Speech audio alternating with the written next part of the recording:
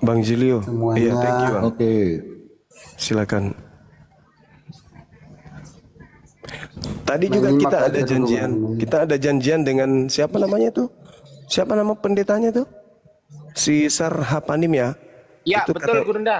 tadinya Aku udah share ke beliau, tapi beliau bisanya jam 23 WITA atau jam 22 WIB.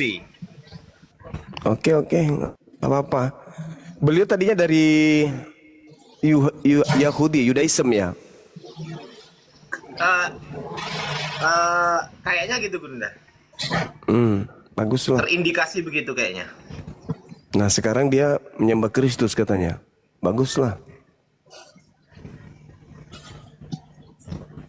Makanya pernyataan-pernyataan beliau itu ku dengar, jadi ku bilang ayo diskusi dengan kita di sini. Belum mesianik kan? Kok nggak salah sekarang beliau mesianik. Tapi Ya, tetap Gurunda. Tapi katanya Mesianik itu Kristen Gurunda, bukan Yahudi. ya memang Kristen mesianik, siapa bilang Yahudi? Nah itu. Mesianik itu Kristen, bukan Yahudi itu. Tidak ada orang Yahudi yang kemudian menjadi tokoh pendiri sebuah sekte di luar Yudaism, itu nggak ada. Kecuali yang mungkin keturunan dan itu pun tidak ngerti tentang konsep tauhid yang diajarkan oleh Nabi Musa. Ya level-level ilmunya kayak si Mayor ini. Ya. Nanti kalau host atau moderator nanti kalau di bawah ada yang namanya SAR, SAR gitu kan, SAR, nanti minta tolong dinaikkan ya. Oke, lanjut Gurunda. Ini ada Pak Julio Gomez, ini beliau Katolik ya kayaknya. Katolik bagus nih. Katolik dia kan. Katolik. Oke, silakan Gurunda Zuma sambil menunggu Pak SAR. Buat kenapa teh? Iya, silakan Saudara Julio. Anda masih menyembah Kristus, Bang?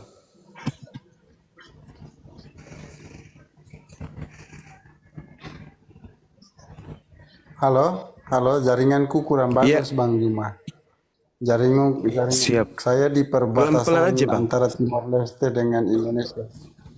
Jadi kurang Tapi masih ada bagus di peta. jaringanku. Masih ada di peta Masih. tapinya.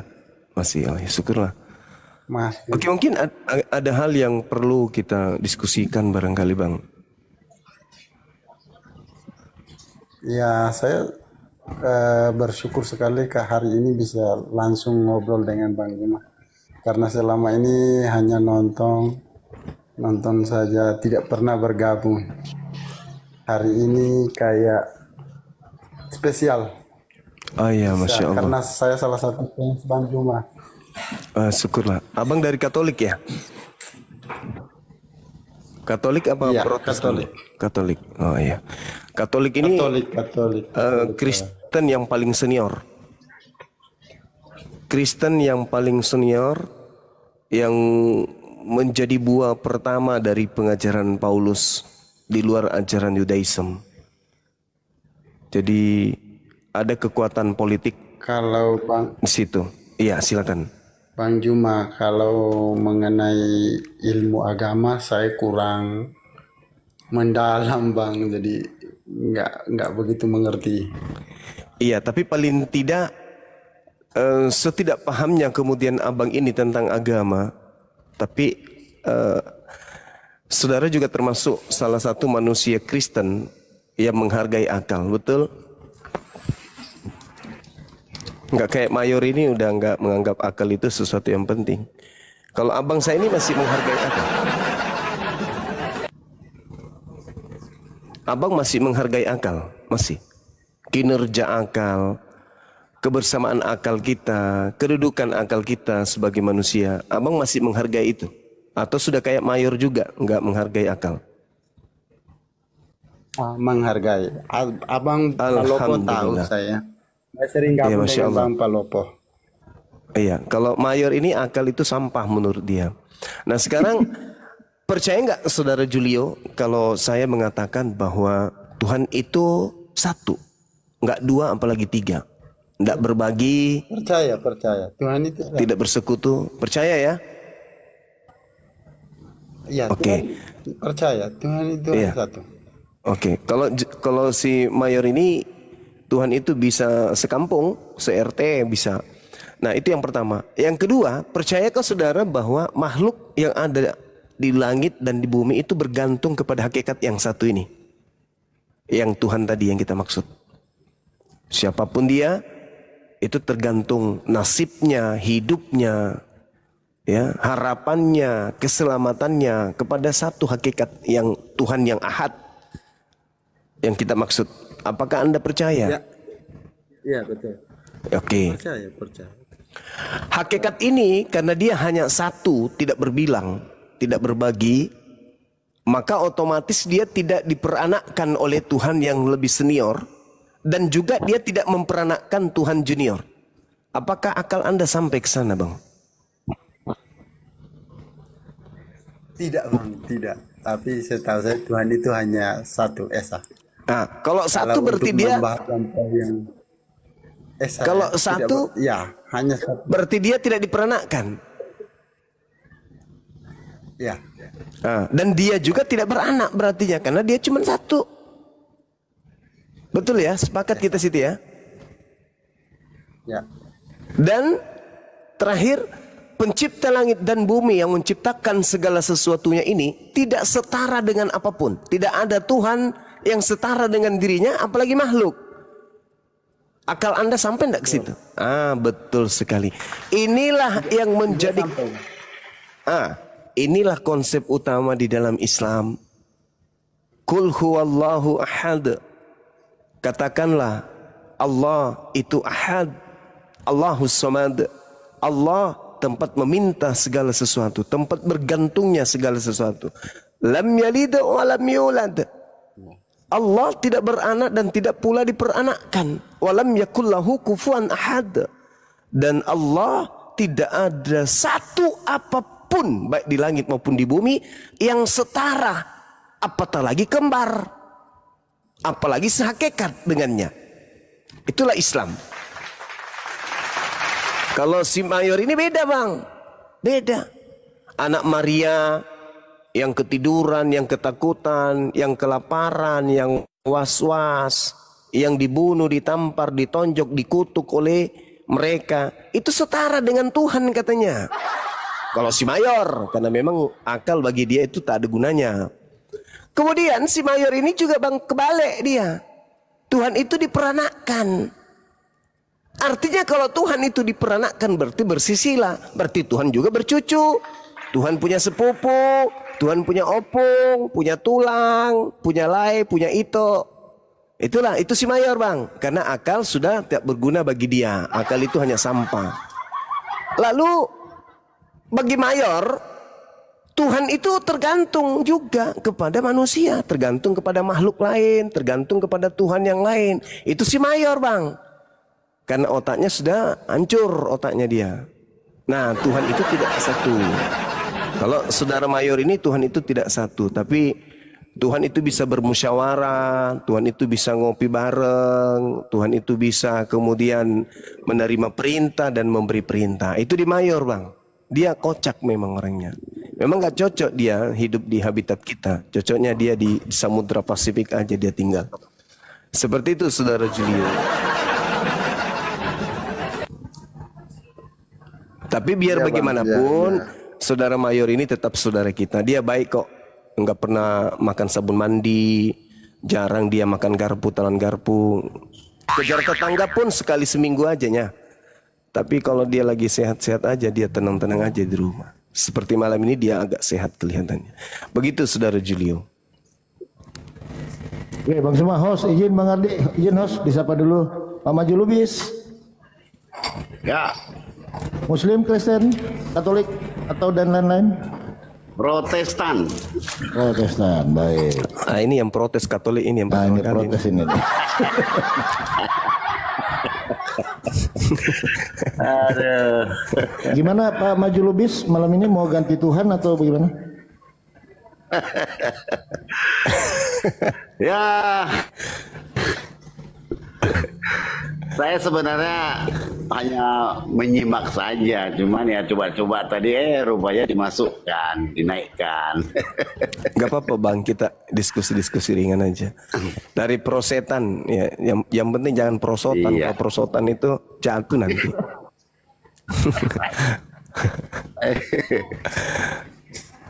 Iya, Ayo, gimana Bang Juma, sudah? Bang Juma? Gimana Bang Siap. Juma, sehat Bang Juma? Alhamdulillah sehat, cuma ngantuk saya bang. Alhamdulillah. Iya, masya Allah. Kenapa Silakan. kurang greget gitu diskusinya?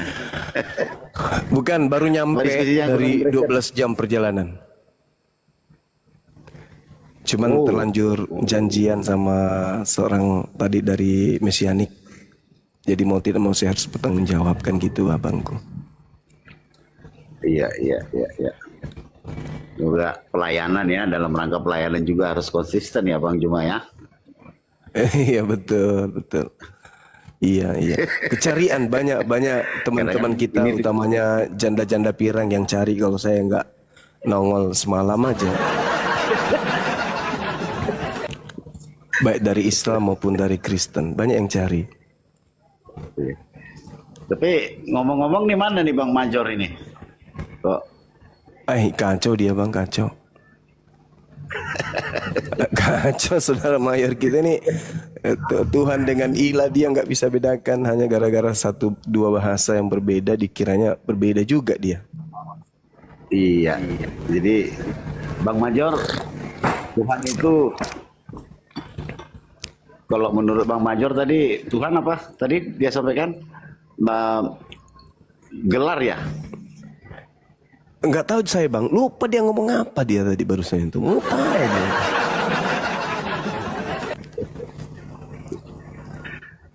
Ile itu kan sesembahan Bang Major. Nah,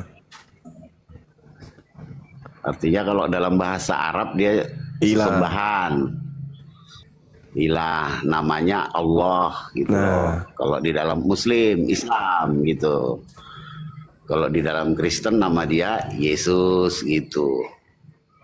Itu loh biar paham. Jadi kalau ini aja kita nggak paham, gimana kita mau berdebat dengan gimana kita mau berdiskusi. mayor ini modal pakaian aja bang. Penting udah pakai baju, udah sehat beliau dia.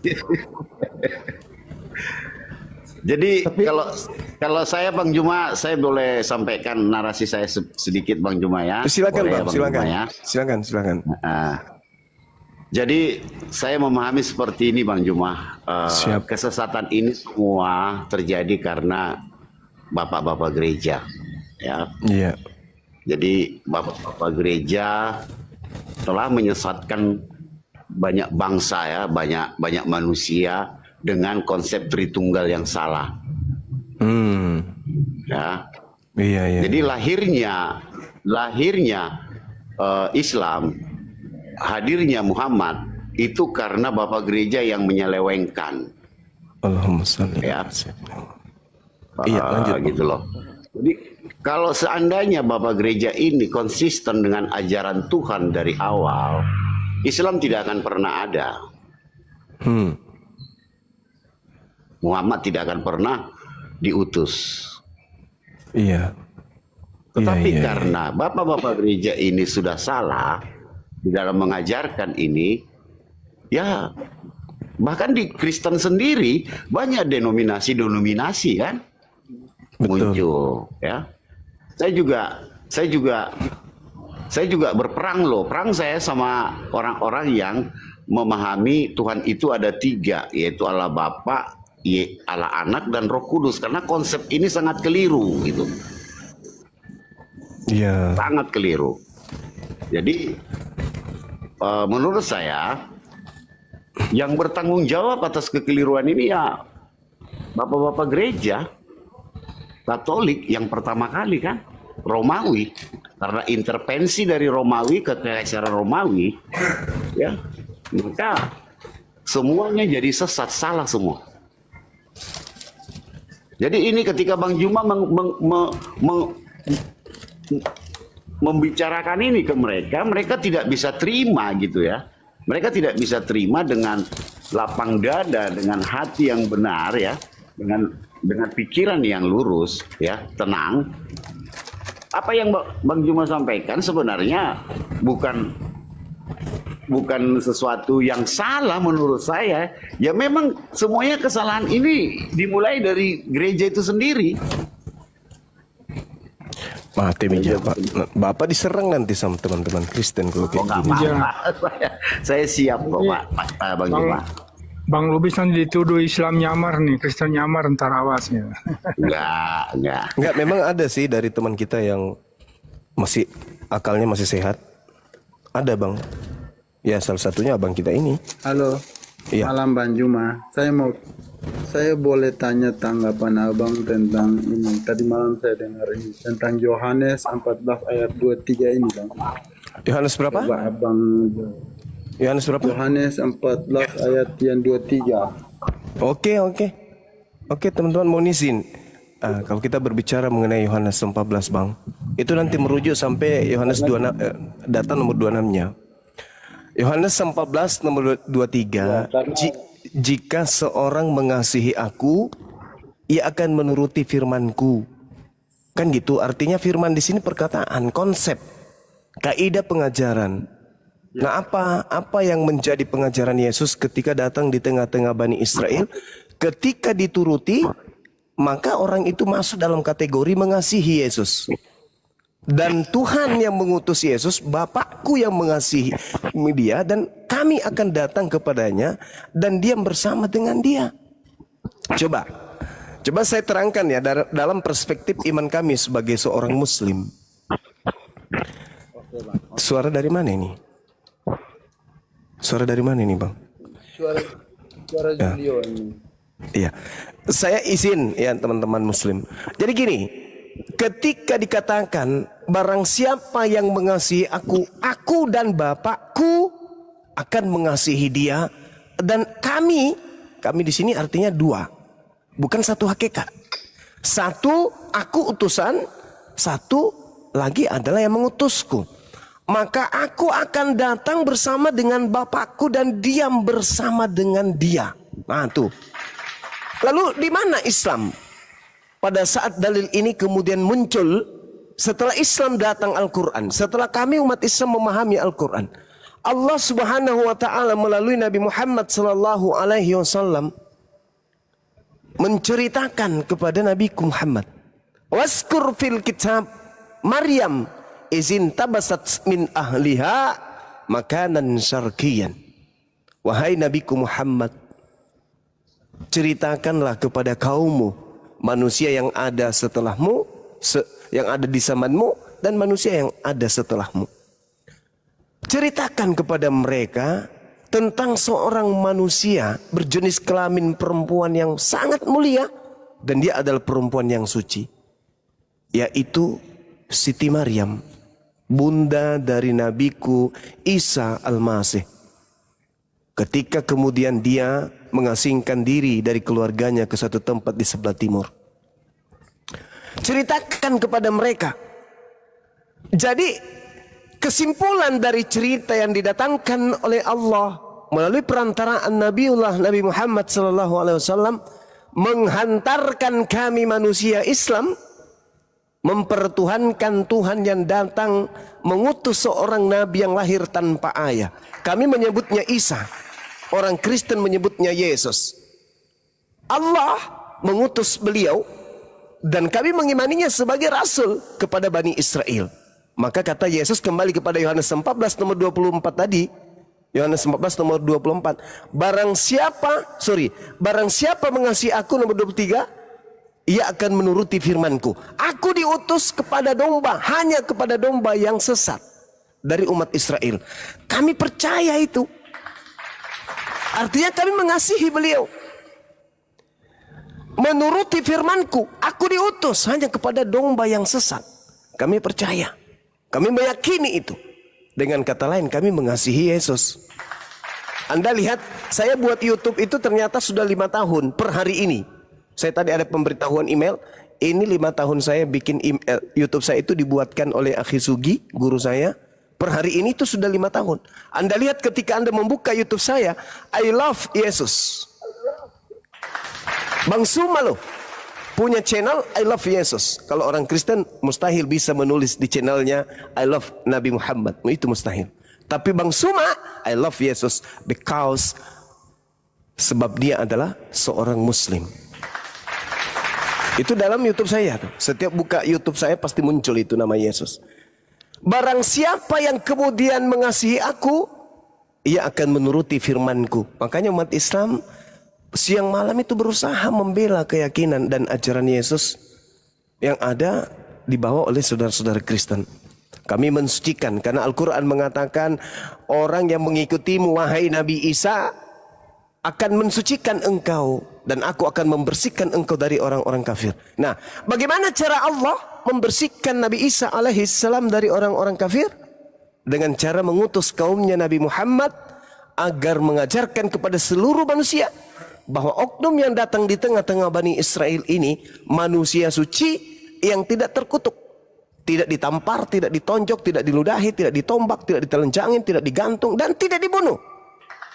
Beliau manusia yang mulia yang dijaga oleh pencipta, yang dimuliakan di dunia dan di akhirat, terkemuka di dunia dan di akhirat. Mustahile dihinakan kemudian hanya karena dosa-dosa orang Roma dan Yunani.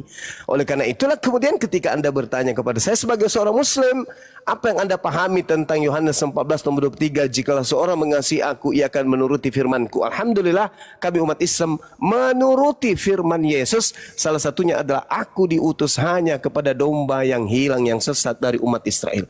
Apapun kaidah perintahnya, kami nggak boleh nurut di situ. Kenapa? Kami bukan domba yang sesat dari umat Israel. Kami adalah umatnya Nabi Muhammad SAW. Cuman kami diperintahkan untuk beriman kepada nabi-nabi terdahulu. Lagi pula, Yesus mengatakan begini. Ini setelah kami Islam, bukan setelah kami belajar Bible lantas kemudian kami Islam. Enggak. Kami Islam dulu. Di Islam mengatakan Nabi Isa itu adalah manusia suci yang dimuliakan oleh umat Islam.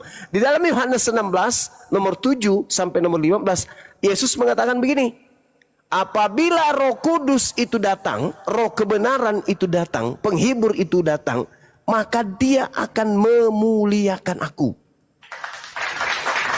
Nah, kami umat Islam memuliakan beliau. Kami tidak mau ada yang mengajarkan beliau ditampar, diseret, ditonjok, diludahin, apatah lagi dibunuh. Enggak. Kami tidak izinkan itu. Kami memuliakan beliau. Dan Yesus mengatakan, apabila roh kebenaran itu datang, maka dia akan memuliakan aku. Bukan justru sebaliknya, mengutuk Kristus telah menebus kita dari kutuk hukum Taurat dengan jalan menjadi kutuk. Sebab ada tertulis, terkutuklah dia yang mati digantung di atas salib. Oh, kami tidak iman itu.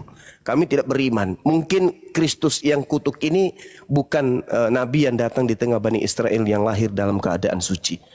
Demikian.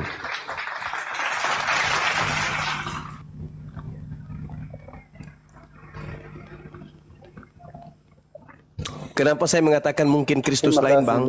Karena Yesus memang sama-sama. Karena Yesus memang mengatakan, wahai Bani Israel, murid-muridku, waspadalah kepada Kristus-Kristus palsu. Nah, saya curiga nih, saya menduga yang mati digantung secara kutuk itu adalah Kristus palsu yang dikubur. Pada hari ketiga keluar dari kubur setelah kerasukan setan. Dia kemudian mengajak orang-orang untuk pergi ke seluruh dunia untuk menjadikan seluruh bangsa menjadi pengikutnya. Saya curiga, saya menduga itulah salah satu Kristus palsunya. Demikian Saudara Julio.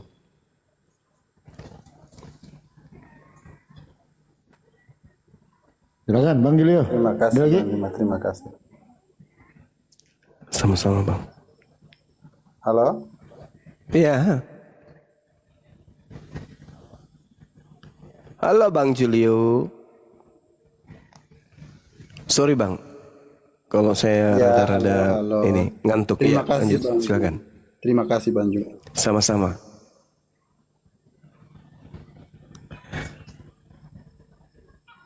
Saudara Julio, Anda yakin Yesus itu manusia suci?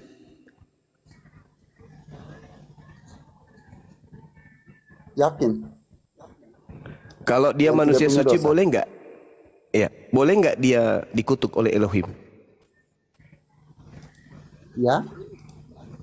Kalau dia manusia suci, boleh tidak dia termasuk manusia yang dikutuk oleh Elohim?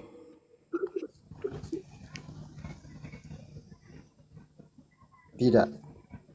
Tidak. Bagaimana tanggapan Anda, Dek? Tidak mungkin. Bagaimana tanggapan Anda dengan tuduhan Paulus bahwa Yesus digantung secara terkutuk oleh Elohim? Ya, Apakah saya itu kurang betul-betul? paham, Bang. Soalnya saya tidak belajar sampai di situ. Nah, itu dia, Bang. Di dalam surat Paulus kepada jemaat yang ada di Galatia,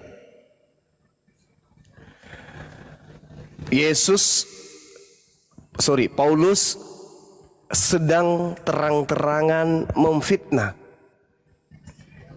Kalau yang dimaksud anak Maria ya, tapi saya rasa itu juga keliru. Karena Paulus itu mengajarkan bahwa yang datang kepadanya bukan anak Maria. Dia sampaikan di dalam suratnya Galatia 1, nomor 11, nomor 12, bahwa Yesus yang datang kepadanya bukan anak Maria. Jelas itu dia katakan begitu. Bukan anak Maria yang datang kepadanya.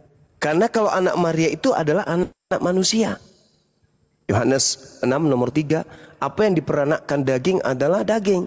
Maria daging, ketika melahirkan daging, berarti anaknya juga manusia. Sedangkan yang datang kepada Paulus mengaku yang datang kepadaku namanya Yesus, tapi bukan manusia. Berarti Yesus lain dari anak Maria.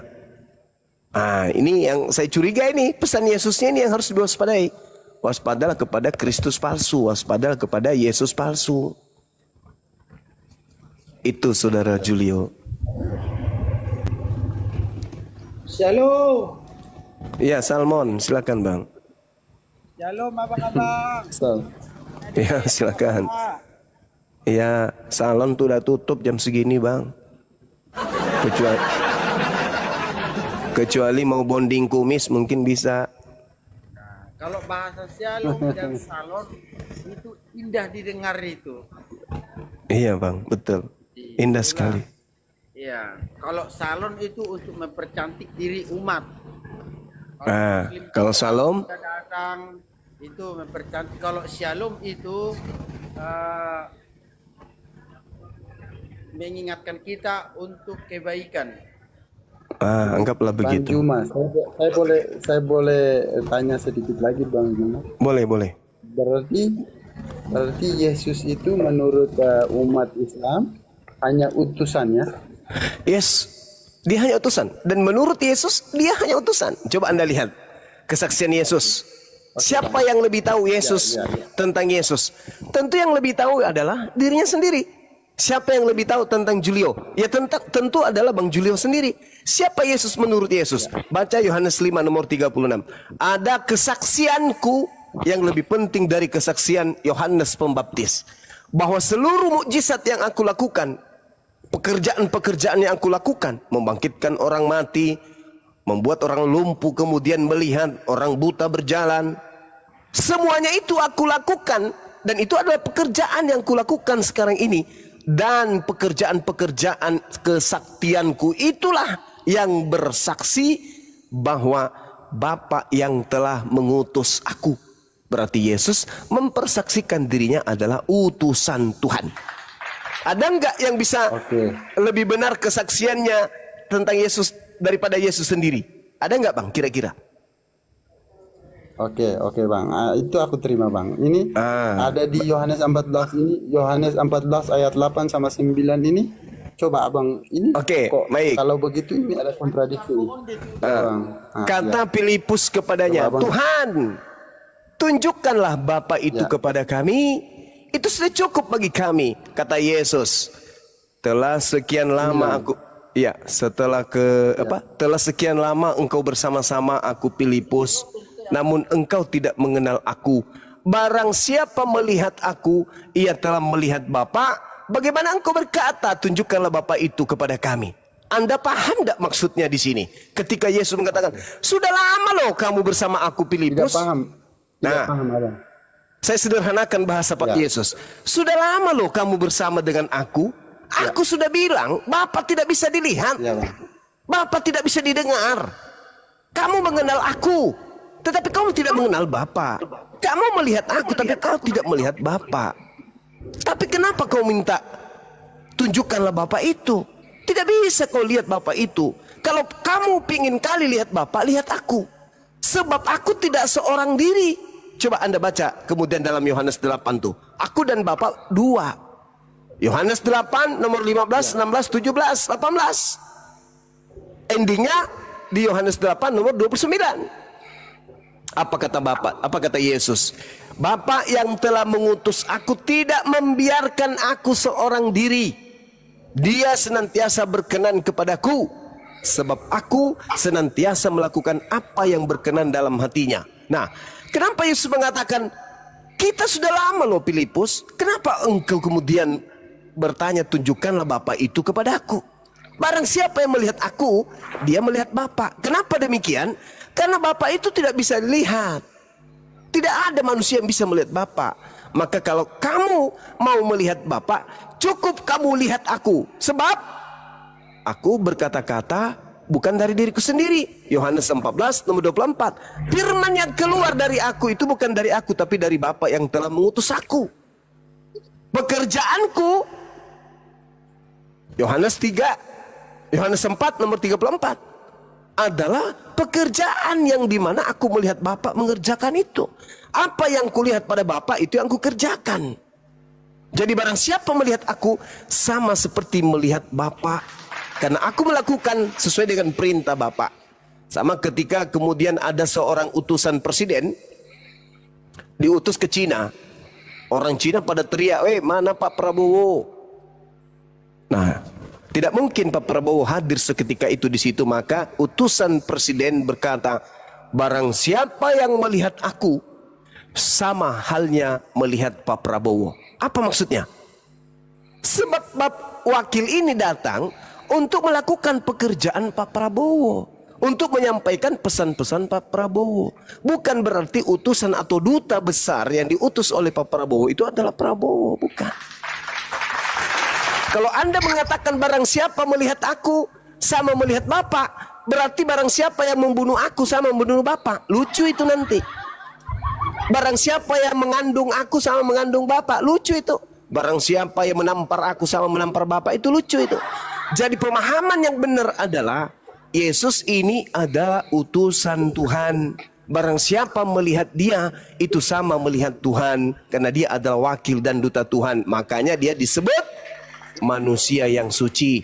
Jangan ditampar, jangan diseret, apalagi dibunuh. Jangan, karena Tuhan melarang. Terima kasih. Seperti itu, Saudara Julio. Ya.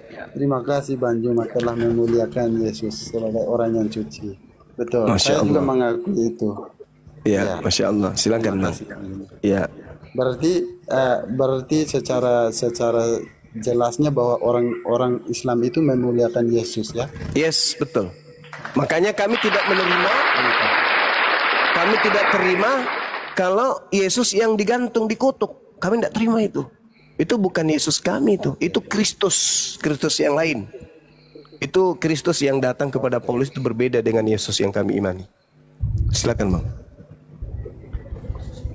Terima kasih. Cukup Bang Juma. Oke, thank you. Jadi ini Silakan, Pak Indra. Bang Juma 15 official. Jadi Tuhan kalian siapa? Tuhan yang disembah oleh Yesus dan Tuhan yang telah mengutus Yesus. Itulah Tuhan kami. Ya, betul. Jadi Kami, gimana? Apanya kelebihan saudara-saudara Muslim ini? Memuliakan Yesus yang kalian hinakan. Itu kelebihan kami.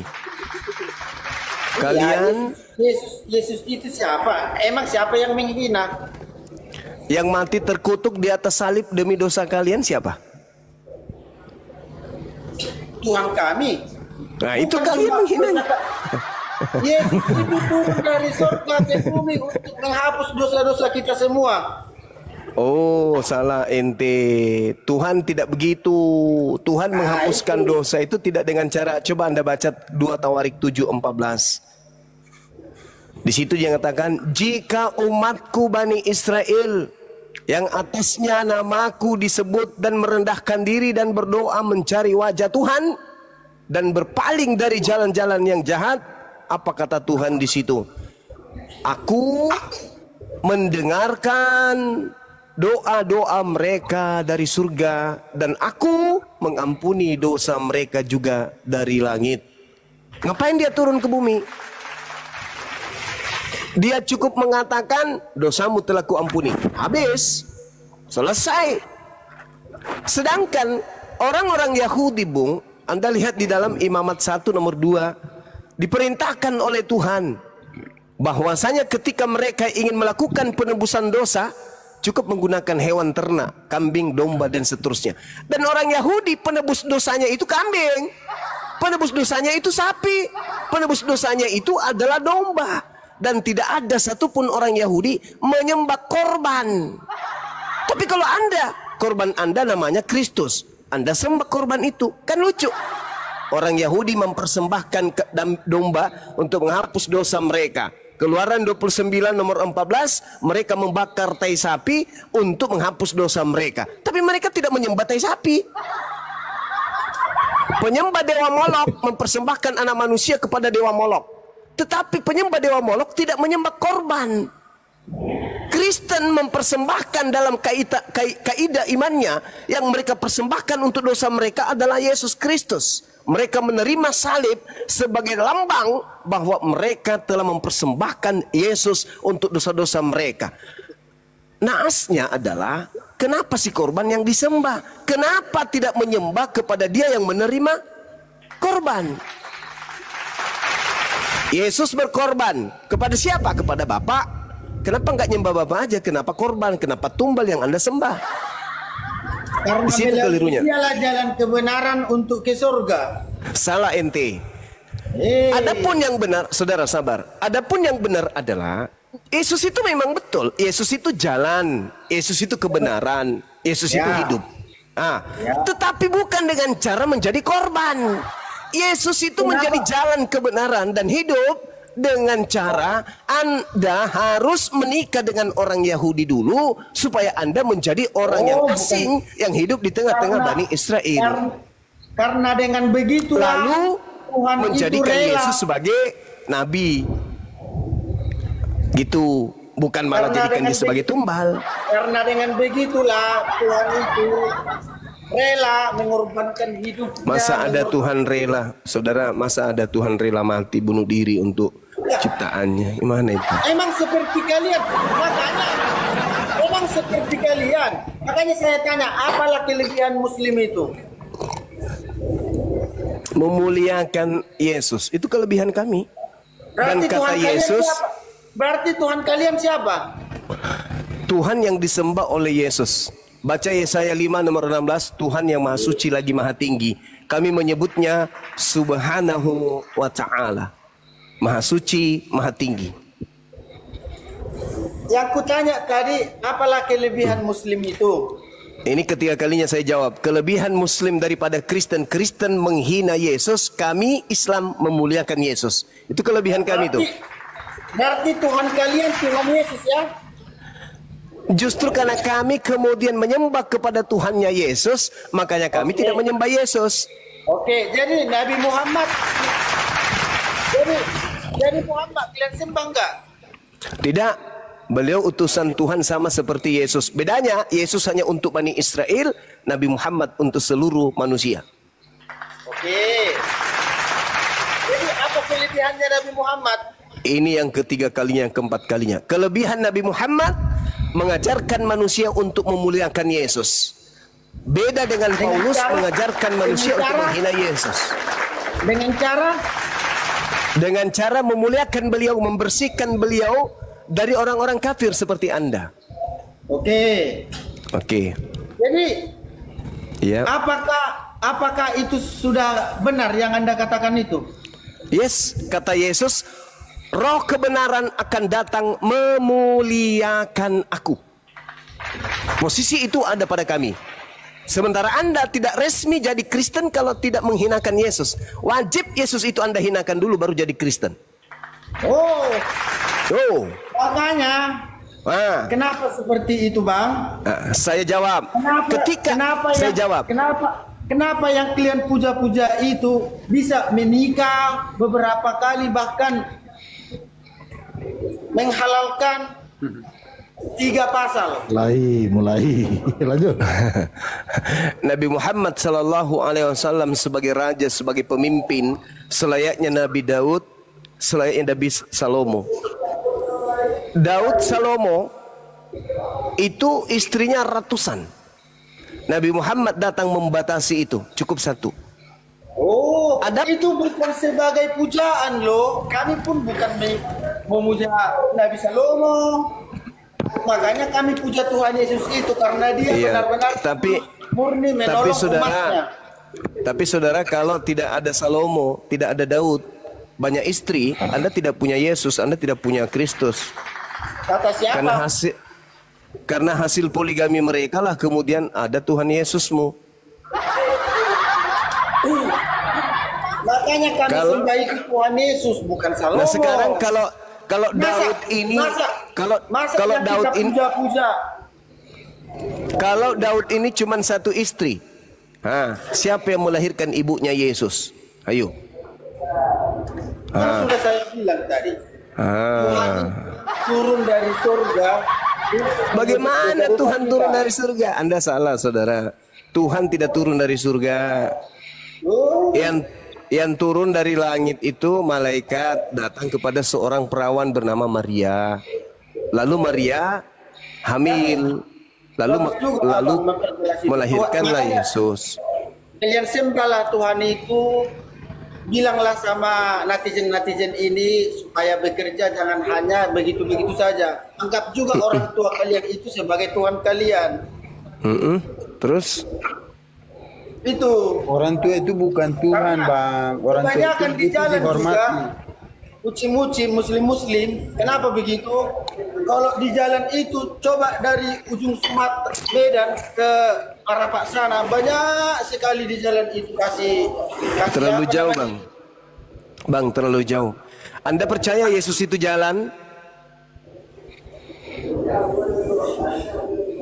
Anda percaya nggak Yesus itu jalan? Tuhan Yesus itu jalan ke surga. Oke.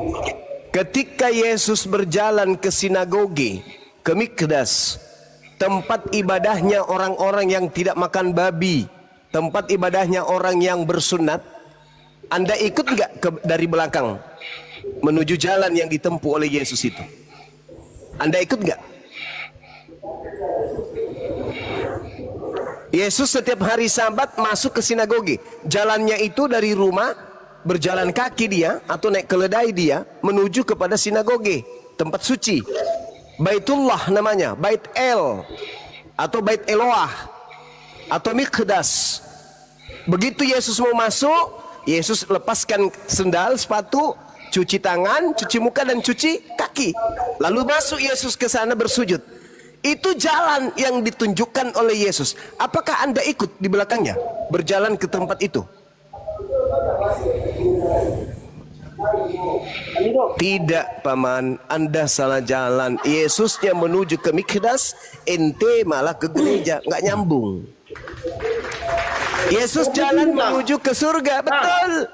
Tapi jalan yang ditempuh oleh Yesus ditunjukkan menuju ke Mikdas, Baitullah. Sementara Anda merujuk kepada rumah yang ditunjukkan Paulus, tempat kumpulnya pemakan babi dan orang-orang tidak bersunat. Salah. Kenapa di dalam agama kalian itu disahkan melebihi dari 1 istri? Bukankah itu melanggar? Coba tunjukkan di dalam Bible cukup 1 istri. Kalau ada dalilnya cukup 1 istri, saudara. Kalau di dalam Bible saudara ada cukup 1 istri, besok saya nikah lagi. Kalau ada, tunjukkan kepada saya. Ada nggak? Oh iya.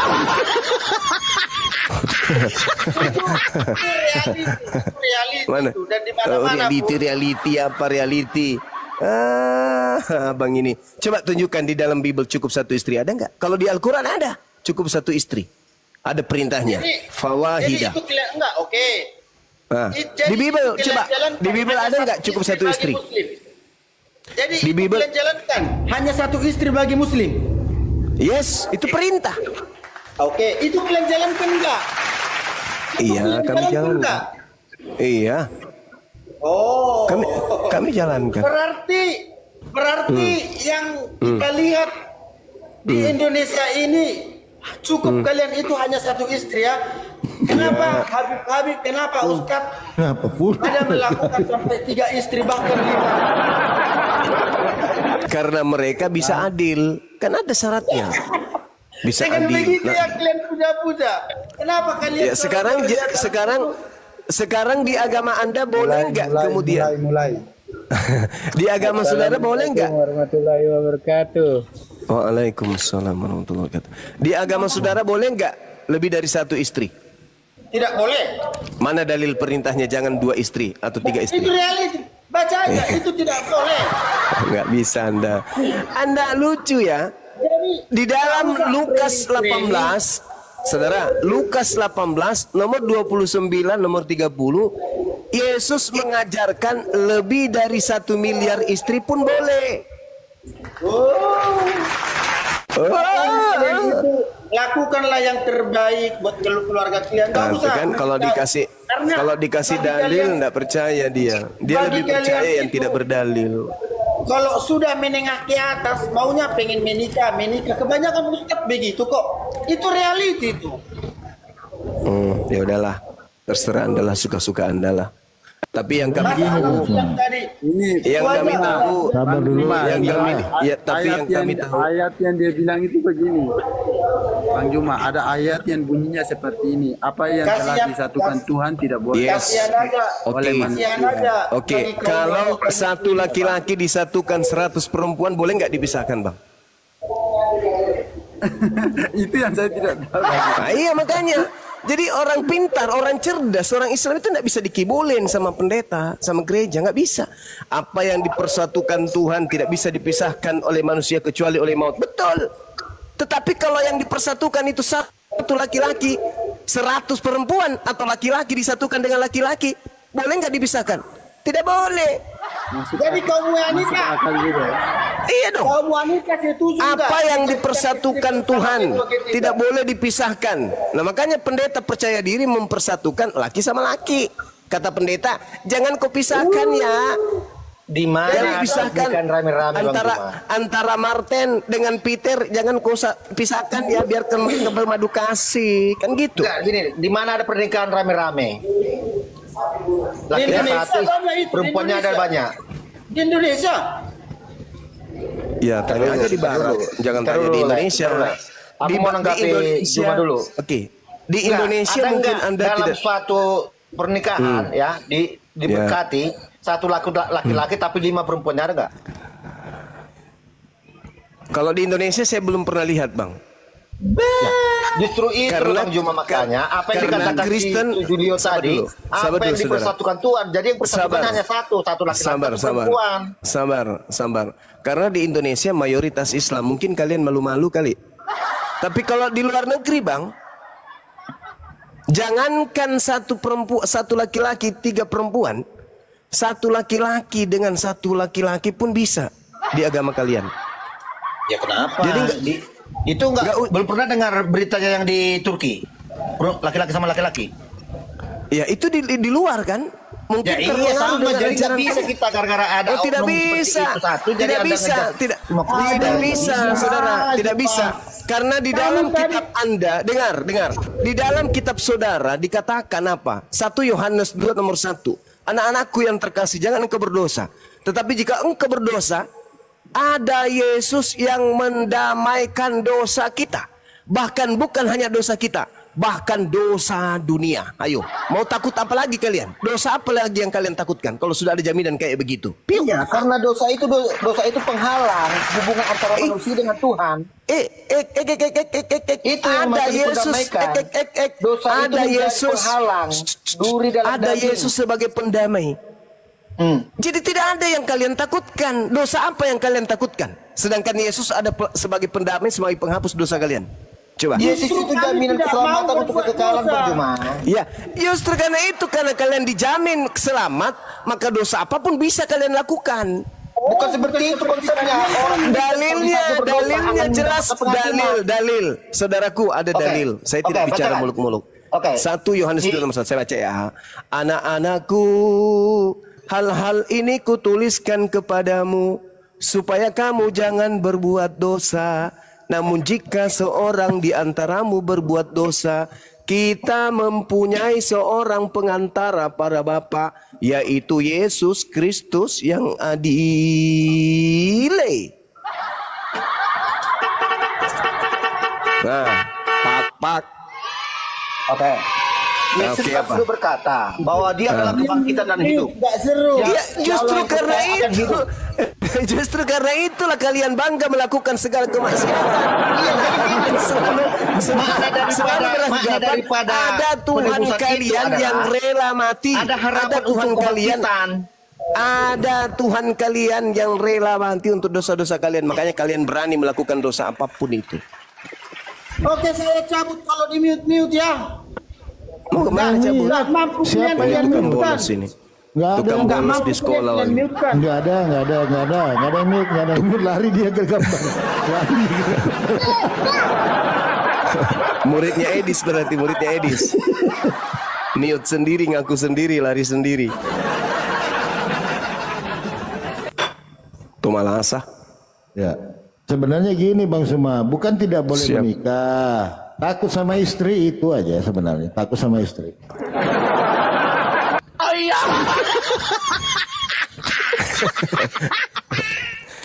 Gitu ya. Takut sama istri ya. Iya, takut sama istri. Kayak Mayor sebenarnya ini Bang, ya dekat-dekat lagi sih sisa warisan aja. Karena kan babi ada 240. Babinya ada 200 hektar. Ya, kalau dia mualaf nggak dapat dia gitu. Tanahnya ada 3 ekor. Ada 3 ekor. Silakan Bang Julio, ada lagi. Siap abangku, aman.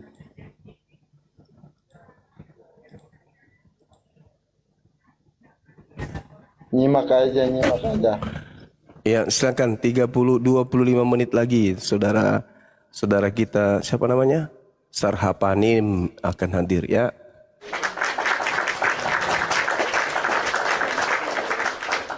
Gibrani Muslim Kristen. Gibrani Muslim. Ya, silakan Bang. Ada yang mau disampaikan sebelum kita kasih slot room buat teman kita Kristen. Oke, izin Bang ya, saya kasih di bawah dulu ya. Kita kasih ruang buat teman kita di bawah ya yang Kristen.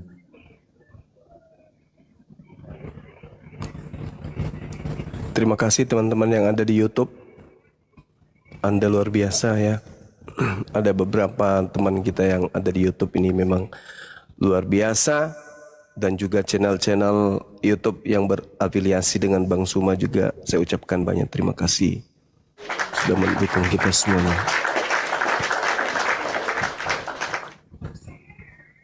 Oke, aku mau bertanya dulu sama Bang Suma, bisa? Boleh. Oke. Di surah An-Nisa 157. Wih, berat ini. Berat. Ya. Oke. Silakan. Oke, Isa di sana diserupakan ya? Siap. Bukanlah disalib tapi diserupakan ya? Yes. Oke, pertanyaan saya Bang Juma ya. Iya. Apa urgensinya Isa itu harus diserupakan? Oh, jadi gini kawan. Kristen datang belakangan, Islam pun datang belakangan. Anda tahu bagaimana bencinya orang-orang Yahudi kepada Nabi Isa alaihissalam. Sejak dia datang, lahir tanpa ayah, sampai kemudian fitnah terhadap ibunya. Lalu kemudian Nabi Isa-nya itu direncanakan untuk dibunuh demi untuk politik. Dengan kepuasan perut mereka. Mereka berencana membunuh Nabi Isa alaihissalam sampai mereka membuat makar. Sehingga sudah terjadi bagaimana Allah mencintai Bani Israel. Dari Nabi Adam, keturunannya Nabi Ishak, kemudian turun kepada Yakub kepada Nabi Musa, Daud, Salomo dan seterusnya. Sampai kepada keputusasaan. Turunlah kemudian sebagai bukti kecintaan Allah kepada Bani Israel. Siapa? Nabi Isa alaihissalam. Sebagai nabi penutup untuk mereka. Sebagai batu sandungan untuk mereka. Tapi apa yang terjadi? Tidak ada, benar-benar mereka adalah tegar tengkuk. Akhirnya Tuhan mengutuk mereka. Makanya Allah mengatakan wa qaulihim inna qatalnal masiha Isa bin Maryam Rasulullah. Jadi Allah mengatakan aku Tuhan pencipta langit dan bumi menghukum mereka karena ucapan mereka. Hanya karena ucapan, bukan karena tindakan ingin membunuh, tapi karena ucapan mereka yang berbohong dengan mengatakan kami telah membunuh Nabi Isa. Padahal sesungguhnya bukan Nabi Isa yang mereka bunuh, melainkan orang yang diserupakan. Kalau Anda tidak bisa melihat ada pembuktian kebenaran dalam Al-Quran, coba Anda lihat di dalam Markus 16 nomor 12. Gini loh, yang saya tanyakan kan Isa, ya. Bagaimana Isa itu dijelaskan di dalam Quran? Menurut Quran, apa urgensinya? Ada masalah apa Isa itu harus diserupakan wajahnya? Karena Nabi Isa ingin dibunuh oleh orang-orang Yahudi. Di mana? Tertulis di surah berapa itu? Surah Maryam. Ketika Nabi Isa kemudian melihat pembangkangan mereka, mereka membuat makar. Al-Quran surah Sad, As-Sukrub juga menjelaskan itu. Karena mereka membuat pengingkaran terhadap Nabi Isa alaihissalam, maka Allah kemudian membalas tipu daya mereka. Itu jelas itu. Jangankan kemudian ibunya, Nabi Isa, ibunya pun tidak lepas daripada fitnah terhadap dirinya. Jadi Allah kemudian membalaskan apa yang mereka tuduhkan kepada ibunda Maryam dan juga Nabi Isa alaihissalam. Dengan tipu daya itu tadi.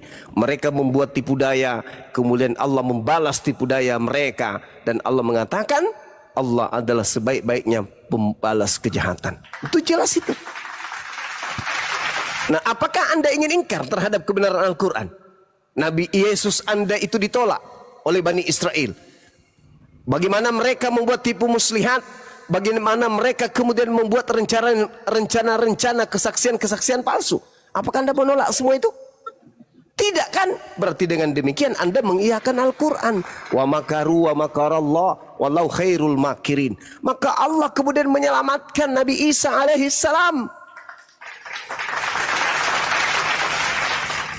Apakah Anda ingin mengatakan bahwa kitab Anda itu keliru ketika dikatakan sebab ada tertulis terkutulah orang yang mati di atas tiang salib. Di mana tertulis? Ulangan 21, 22, 23. Berarti Anda mengiyakan bahwa Yesus Anda dikutuk oleh Tuhan, gitu. Anda mengiyakan itu? Bukan ke sana larinya, enggak dulu, ya. Bagaimana kok ke sana larinya? Menjelaskan tentang penyalipan, ya.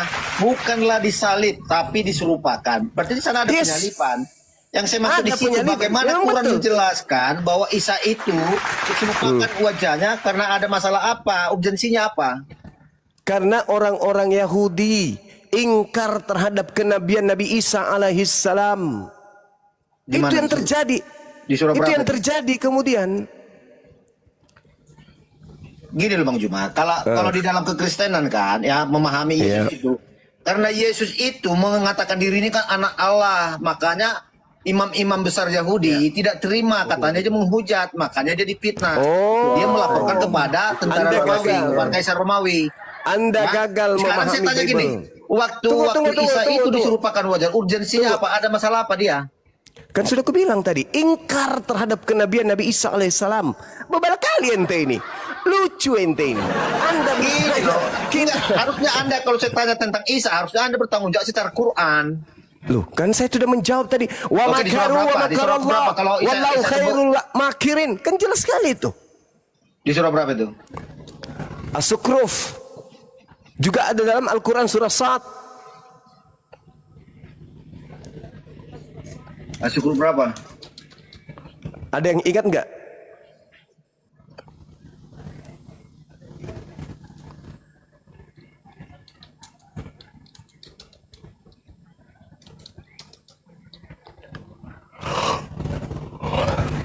Atau ambil aja di dalam Al-Quran surah Ali Imran, saudara. Ali Imran ayat 50 sampai 54. Jadi sebenarnya kalau kita berbicara mengenai Nabi Isa alaihissalam atau berbicara mengenai penyaliban, itu nggak ada hubungannya dengan Kristen. Itu yang berkasus di situ itu umat Islam dengan Yahudi. Kristen kan cuman ngambil kesempatan. Ada penyaliban loh, kita buat cerita yuk. Oke, ini saya bacakan ya di Ali Imran 50 ya, mulai dari dan sebagai seorang yang membenarkan Taurat yang datang sebelumku dan agar aku menghalalkan bagi kamu sebagian dari yang telah diharamkan untukmu. Yes. Dan aku datang kepadamu membawa suatu tanda atau mujizat dari Tuhanmu. Karena itu bertakwalah kepada Allah dan taat kepadaku. Ya. Di ayat 51-nya, sesungguhnya Allah itu Tuhanku dan Tuhanmu. Karena itu sembahlah Dia. Inilah jalan yang lurus. Yes. Ya. Oke, di ayat 52-nya. Maka ketika Isa merasakan keingkaran mereka atau Bani Israel, dia berkata, siapakah yang akan menjadi penolong untuk tanda kurung menegakkan agama Allah pada para Hawariun. Hawariun ya, sahabat setianya menjawab, kamilah penolong atau agama Allah, kami beriman pada Allah dan saksikanlah bahwa kami adalah orang-orang Muslim. Di mana sih di apa? Ya itu. Ketika Isa merasakan keingkaran mereka. Mereka kan ingkar. Tidak ada dijelaskan di sini bahwa orang Bani Israel itu mencari dia atau memburu dia. Ya, Anda merujuk kepada cerita wartawan itu. Falamma ahassa Isa minhumul urgensinya apa Isa itu menjadi dia diserupakan. Karena orang di sini kan di Ali Imran ayat 52 ini 53 ini kan menjelaskan bagaimana Isa itu diingkari oleh orang Yahudi. Iya, saya udah paham itu. Jadi Nabi Isa merasakan bagaimana ingkarnya Bani Israel terhadap dirinya. Lalu kemudian Nabi Isa membuat sayembara, wahai kalian Bani Israel, siapa di antaramu yang akan menjadi sahabatku, menolongku untuk meneruskan ajaranku ini? Maka mereka mengatakan, kami, nahnu ansarullah. Kami yang akan menolong ajaran yang engkau bawa dari Allah. Kami beriman kepada Allah dan saksikanlah bahwa kami adalah orang-orang Muslim yang berserah diri kepada Allah. Rabbana amanna bima anzalta wattaba'na rasul fa'tubna ma'asyahidin. Ya Tuhan kami telah beriman kepada apa yang kau turunkan dan kami telah mengikuti Rasul Isa alaihi salam, karena itu tetapkanlah kami bersama dengan golongan orang yang memberikan kesaksian. Wa makaru wa makarallah, dan mereka orang-orang kafir membuat tipu daya, maka Allah pun membalas tipu daya terhadap mereka, dan Allah adalah sebaik-baiknya pembalas kejahatan. Iskala lahu ya Isa inni mutawaffik wa rafi'uka ilayya wa mutahhiruka minal ladina kafaru wa ja'ilul ladina taba'uk fawqal ladzi kafaru ila yaumil qiyamah. Dan ingatlah ketika kemudian Nabi Isa Allah berfirman kepada Nabi Isa, wahai Isa, aku mengangkatmu. Jadi kamu tidak dibunuh oleh orang-orang yang mengingkarimu, yang membuat makar ingin membunuhmu. Enggak, aku mengangkatmu. Maka yang dibunuh itu adalah orang yang diserupakan. Apa buktinya? Baca Markus berapa? Markus 16:12. Itu bukti, karena wartawan yang mencatat itu. Allah pencipta langit dan bumi mewahyukan kondisi pada masa itu, wartawan manusia biasa pun menceritakan masalah itu. Jelas itu, Bung. Jangan Anda ragukan Bible Anda, karena itu tulisan wartawan yang melakukan penyelidikan. Oke, kalau di dalam teks asli ini Bani Israel tidak ada, ini tanda kurung, ya. Ini merujuk pada Hawariun, pengikutnya Yesus, pengikutnya Isa. Ya, saudara. Ini pertanyaan Yesus, siapakah yang akan meneruskan? Iya. Ya? Makanya mereka menjawab, ya, kamilah penolong. Berarti itu murid-muridnya Hawariun. Jadi ini tidak ada urusannya di sini dengan Bani Israel. Ini merujuk pada murid-muridnya yang ditanya. Mulai kacau. Hei, saudara. Hei. Nabi Isa alaihissalam itu diutus oleh Allah kepada Bani Israel. Al-Quran surah As-Saf. Wa isqala Isa bin Maryam ya Bani Israel inni Rasulullahi ilaikum. Ketika datang Nabi Isa, kelompok menjadi dua. menjadi dua kelompok pada saat itu, menerima Isa dan menolak Isa. Yang menerima inilah yang kemudian menjadi Hawariyun, murid-muridnya. Sedangkan penolaknya itulah orang-orang kafir yang mengajarkan kemudian agama Kristen. Itulah yang menolak Nabi Isa. Sampai sini paham? Iya. Ini kan pengikutnya kan orang-orang Yahudi juga, ya. Iya, emang karena dia diutus untuk orang Yahudi. Ada yang tidak menerima kalau Yesus itu adalah datang daripada Allah Bapa sendiri. Dia menganggap mereka menganggap ini bagaimana, ya? Karena di sini orang-orang Israel banyak juga yang tidak meyakini Yesus itu adalah juru selamat atau Mesias. Ya, dia bertanya kepada Hawariyun, yaitu pengikut-pengikutnya. Pengikutnya kan menjawab, kamilah penolong. Terus masalahnya di mana? Saya, yes. Ya, ada masalah apa Isa sehingga dia itu harus diserupakan wajahnya? Karena dia ingin dibunuh, maka Allah membalas orang-orang yang ingin membunuhnya. Makanya Astagfirullahaladzim, ya Allah ya Karim. Tadi saya sudah membacakan padahal dalilnya. Bahkan Allah mengatakan begini. Fa'ammal ladina kafaru au'azzibuhum azaban syadidan fid dunya.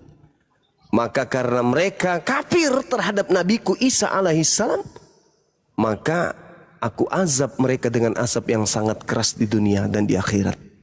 Sedang mereka tidak memperoleh penolong. Itu kata Allah. Ini bercerita. Yang diajak di Israel, kenapa jadi Isa yang diserupakan wajahnya? Ya Allah ya Karim. Nabi Isa ingin dibunuh tuyul. Mampus kau kan? Iya, ingin dibunuh. Yes. Ya, sekarang ya, coba Anda baca Amsal 21:18. Orang benar diselamatkan, pengkhianat menjadi tebusannya. Orang jujur kemudian diangkat, dilindungi, dan kemudian orang fasik pemakan suap yang menggantikannya. Itu dalil. Kenapa Quran tidak bisa menjelaskan secara? Saya sudah menjelaskan. Justru Al-Quran. Wa qaulihim inna qatalnal masiha Isa ibn Maryam Rasulullah wa ma qatalu wa ma salabu walakin syubbiha lahum wa innal ladina ikhtalafu fi. Mereka berselisih paham tentang itu, tentang Nabi Isa. Kisah Para Rasul 25 nomor 19.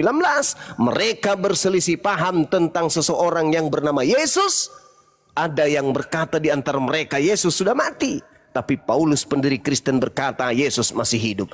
Berselisih paham. Kata Quran. Wartawan menuliskan hal yang sama. Kok Anda jadi ragu terhadap Bible Anda sendiri? Gimana ya? Bukan ragu, gini gitu. Ini udah perspektif yang berbeda antara Yesus dan Isa. Karena kamu menerimanya dari wartawan. Saya menanyakan saya tentang Isa, ya Anda bertanggung jawab secara Quran, Bang Juma. Saudara dengarkan. Dengarkan saya. Dengarkan saya.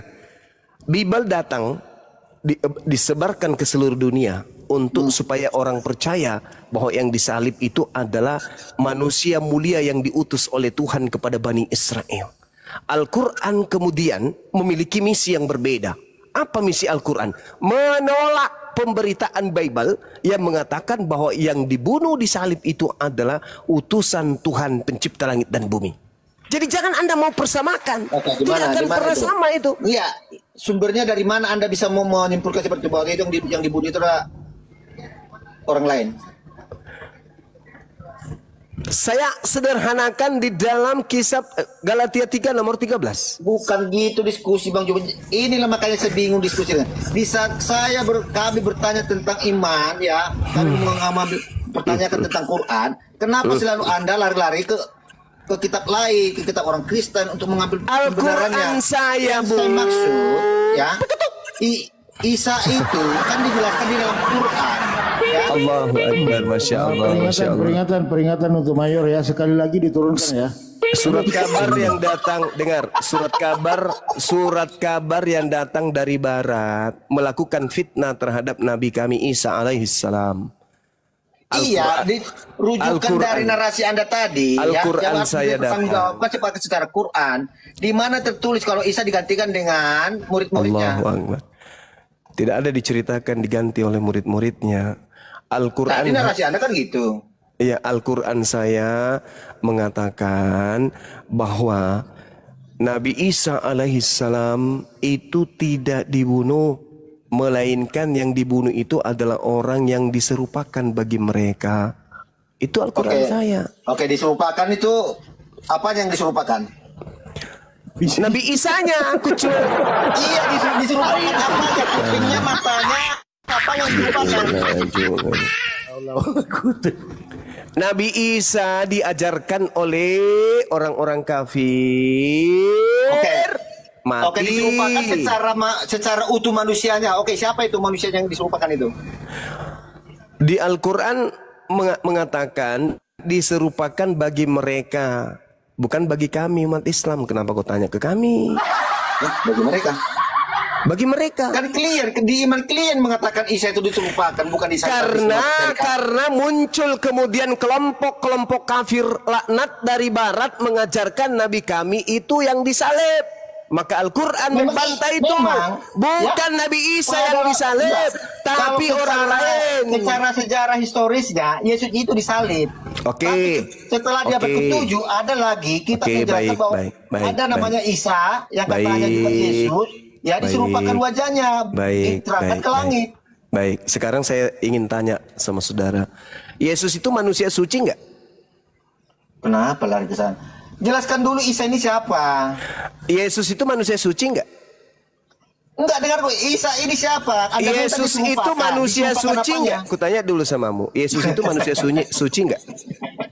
Belum ya. Lucu ente. Tidak bisa gitu Bang Juma. Tidak bisa juga. Tidak bisa juga. Tolong di mute dulu. Di mute. Mayor, peringatan terakhir ya. Sekali lagi turun ya. Lanjut. Al-Quran datang untuk membantah fitnahan Bible-mu, membantah fitnahan imanmu. Itu Al-Quran datang tuh. Jadi tidak bisa Anda pisahkan. Ketika Anda bertanya tentang Nabi Isa, harus terkait dengan kitabmu. Bahlul. Astagfirullahaladzim. Keluar kan? Oke. Dibantah secara apa? Penyampaian Al-Quran mengatakan bahwa yang dibunuh itu bukan Nabi Isa. Oke. Bagaimana Quran membantah secara fakta sejarah? Sekarang sejarahnya mari kita kupas di Bible-mu. Boleh nggak? Oke. Ya, di dalam sejarah ya diakui bahwa sejarah itu diakui bahwa tidak ada sejarah-sejarahan di sini. Saya nggak bahas sejarah. Di mana yang saya bahas tentang saudara, yang kita bahas ini tentang tuduhan orang Kristen bahwasanya Yesus itu disalib. Makanya muncul pertanyaan saya, apakah Yesus itu manusia suci? Anda tinggal jawab. Ya, manusia suci. Apakah yang mati di atas salib itu orang suci? Atau dulu saya mau paham dulu siapa Isa ini loh. Untuk membuktikan kepada Anda. Untuk membuktikan kepada Anda. Bagaimana bisa dirujuk dengan data fakta sejarah? Udah deh, saya nyerah. Silakan dilanjut. Ampun, saya berdiskusi dengan orang yang punya otak. Silakan. Ini peringatan terakhir ya untuk narasumber Kristen. Sekali lagi membantah diturunkan ya. Ini untuk narasumber Kristen. Ini kok jadi Superboy kedua ini si Palopo.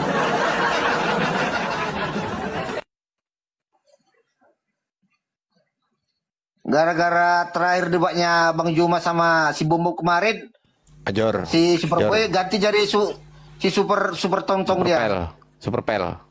Ya Superpel ya. Major. Gak pernah nongol lagi. Major. Ya. Major. Tadi Bang Suma sudah berusaha menjelaskan secara akal sehat. Sekarang gini. Sekarang saya akan menjelaskan secara akal sakit ya. Semoga bisa diterima ya. Ketawa dia. Pelajaran untuk narasumber Kristen, jangan ketawa ya, ini edukasi ya. Lanjut Bang Ardi. Jangan kebanyakan pelanggarannya lah, gimana nih Superpel ini.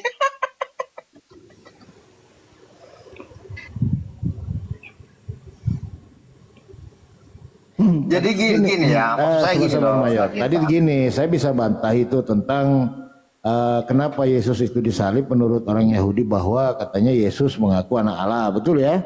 Betul Mayor ya? Betul nggak? Apa?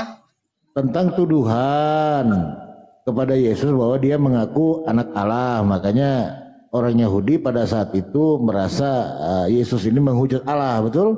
Karena Ya, dia benar. mengaku anak Allah, betul? Ya. Nah, coba kita buka di Kejadian 6.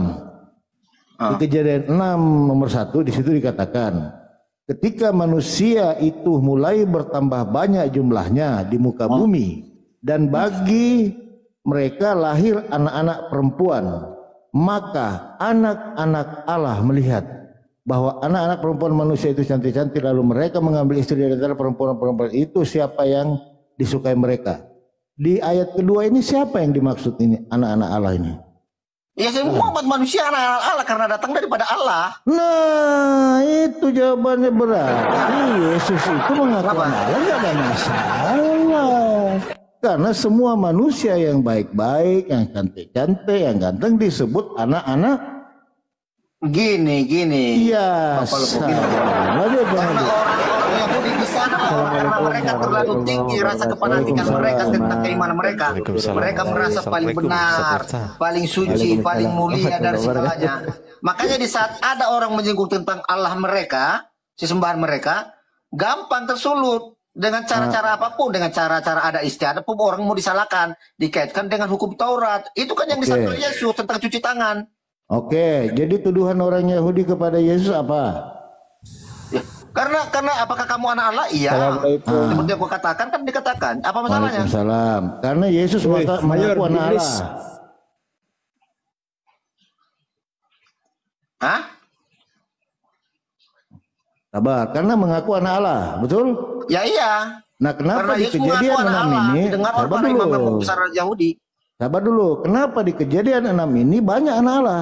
Maka anak-anak Allah melihat bahwa anak-anak perempuan itu maksudnya apa ini anak Allah ini? Iya. Semua umat manusia itu anak-anak Allah. Tapi ada terus anak-anak Allah yang kenapa? tidak mengenal siapa penciptanya. Nah, Yaitu terus kenapa hanya orang-orang kepada Yesus penyembah saja? berhala. Kenapa hanya kepada Yesus saja yang dituduh tidak boleh menghujat Allah kalau dia mengatakan dia anak Allah? Ya, disitulah sensitifnya orang-orang Yahudi dengan kata-kata Allah. Nggak bisa. Anak-anak Karena Allah mereka yang merasa dimaksud, diri orang Mayor. mereka paling suci, paling benar sejagat. Ya, Mereka yang anak-anak paling Allah benar, ya. yang paling dimuliakan. Sabar dulu, yang dimaksud anak Allah itu anak-anak atau orang manusia yang patuh kepada perintah Allah. Ya, maka dia benar. bisa digelarkan Ini anak pintar ini si Paluku ini. Allah. Nah, terus kenapa kau bilang Yesus mengaku anak Allah, lalu orang Yahudi mengatakan dia menghujat Allah? Ya, Sementara orang-orang itu semua bisa karena dikatakan itu anak orang itu Allah. tersinggung. Nah. Kamu menghujat Allah katanya. Lah kalau orang bilang anak Allah, kenapa nggak orang tersinggung? Orang Yahudi? Ya tanyalah orang Yahudi. Iya, sinilah ketimpangan. Kamu kira tersinggung Yesus mengatakan dia anak Allah? Kena tanya dulu. Enggak, yang menuduhkan orang Yahudi. Kamu mengatakan kamu anak Allah, kamu telah menghina Allah, betul?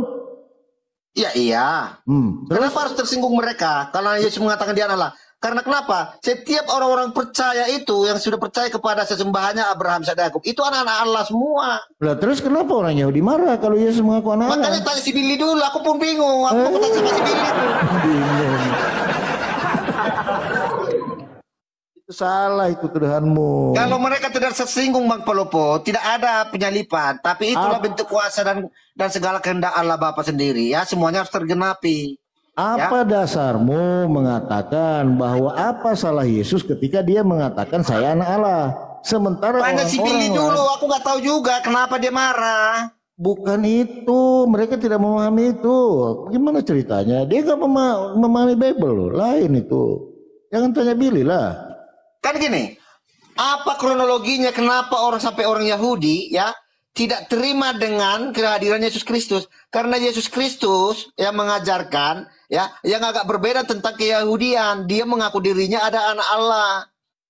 Ya, dia dikatakan dia adalah raja orang Yahudi. Nah, terus orang lain yang mengaku anak Allah gimana? Ya semua manusia anak Allah ya orang-orang. Nah semua manusia Allah Bapa. Anak Allah. Terus kenapa untuk Yesus nggak boleh? Saya pun anak Allah. Terus kenapa untuk Yesus nggak boleh?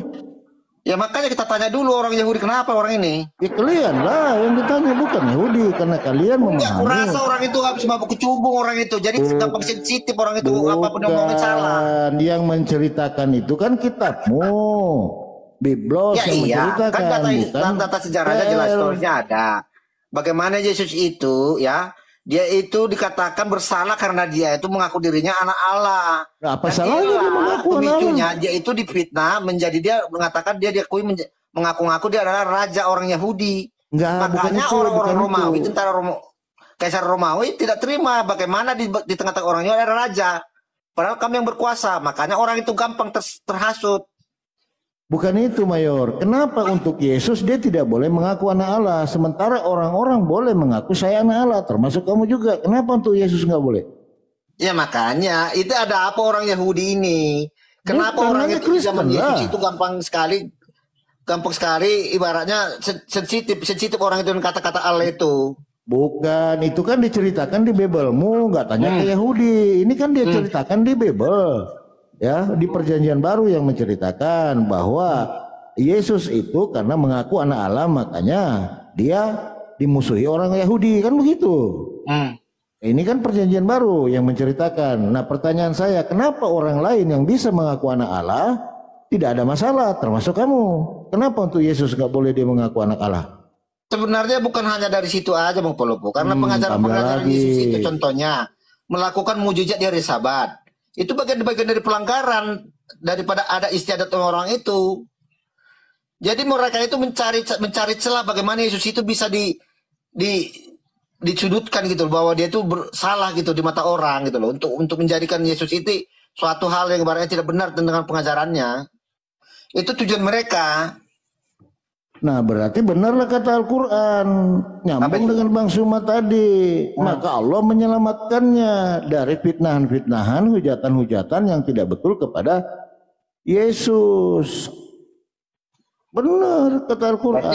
Berarti siapa yang mengejar Isa itu siapa? Siapa yang mengejar Isa itu? Aneh-aneh aja kayaknya. Enggak, makanya dia sampai disuruh pakan, yang ngejar dia siapa? Orang kampung. Ya salam udah di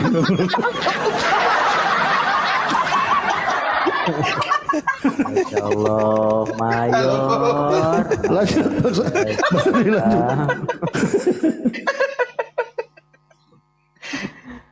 Enggak, ini aja mumpung ada Bang Julio nih, Gurunda beri keterangan atau apa gitulah kepada Bang Julio sampai mualaf. Gurunda, silakan. Ya, jadi sebenarnya dalam hal salib menyalib itu nggak ada hubungannya dengan Kristen ini, nggak ada.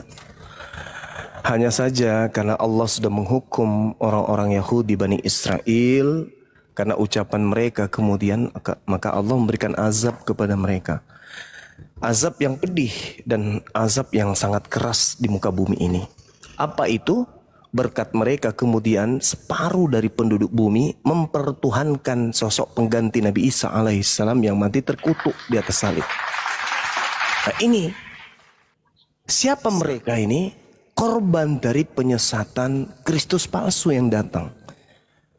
Nabi Isa alaihissalam diceritakan dalam Al-Quran, wa makaru wa makarallah wallahu khairul makirin. Allah membalas tipu daya mereka ini. Dan tipuan kemudian yang mereka lakukan itu kembali kepada mereka. Seibarat orang yang melakukan kemaksiatan, melakukan pelanggaran hukum, hukum yang dilanggar oleh pelakunya akan kembali menghukum orang-orang tersebut. Jangan membunuh, mereka membunuh. Akibat dari mereka membunuh, upahnya kembali kepada mereka, mereka terpenjara. Allah pun demikian. Wa makaru wa makarallah wallahu khairul makirin. Orang-orang ini membuat makar, ingin tipu daya kemudian. Jadi ada kondisi sulit bagi orang Kristen ketika mengatakan, kenapa Yesus mengatakan dirinya anak Tuhan lantas kemudian disebut dia melanggar, mau dibunuh sementara yang lain enggak? Itu jawabannya, mereka sedang membuat makar. Mereka membuat makar. Matius 26, coba Anda baca tuh, nomor 4, nomor 59. Mereka membuat tipu muslihat. Mereka membuat kesaksian-kesaksian palsu demi untuk membunuh utusan Tuhan. Maka apa kata Yesus di dalam Matius 15? Para pembunuh nabi-nabi Tuhan, utusan-utusan Tuhan itu adalah keturunan ular beludak. Dan mereka tidak akan pernah lepas dari neraka, kata Yesus. Itu. Jadi orang yang beriman, percaya kepada penyaliban sebagai simbol keselamatan, orang-orang yang tidak akan lepas dari neraka. Itu kata Yesus, bukan kata saya. Tertulis di mana? Matius 15 nomor 26 dan 36 dan seterusnya. Itu kata Yesus tuh. Jadi penyaliban itu adalah upah dari ulah mereka, karena mereka kemudian membuat makar terhadap Nabiullah yang diutus oleh Allah, maka Allah membalas tipu daya mereka. Al-Quran yang mengatakan itu. فَأَمَّا الَّذِينَ كَفَرُوا فَأُعَذِّبُهُمْ عَذَابًا شَدِيدًا فِي الدُّنْيَا وَالْآخِرَةِ. Apa pembuktian daripada Al-Quran bahwa mereka dihukum oleh Allah dengan azab yang pedih? Anak TK nih Bung, anak TK ditanya, wahai anak TK, ya paman, 1 tambah 1 sama 2, berapa nak? 2. Coba kau tanya si mayor ini sudah tua, bangkokan, sedikit lagi mau meninggalkan dunia. Tanya dia, 1 tambah 1 tambah 1 sama dengan berapa? Bisa nggak dia jawab? Ya 1 lah. Nah, berarti salah konsep Tritunggal itu. Kalau 1 tambah 1 2, tapi kalau 1 Tuhan ditambah 1 Tuhan ya tetap 1 lah. Nah itu coba lihat. Anak TK ditanya, 1 pisang ditambah 1 pisang berapa pisang? 2 pisang Pak Guru.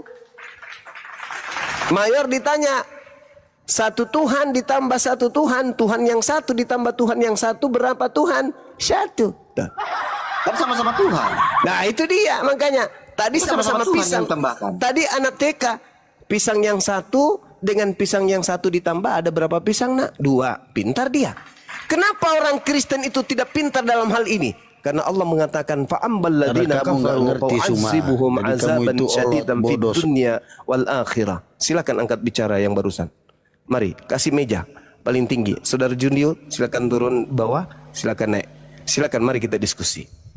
Anda jelaskan kepada saya, yang lahir di kota Daud itu Tuhan atau utusan Tuhan?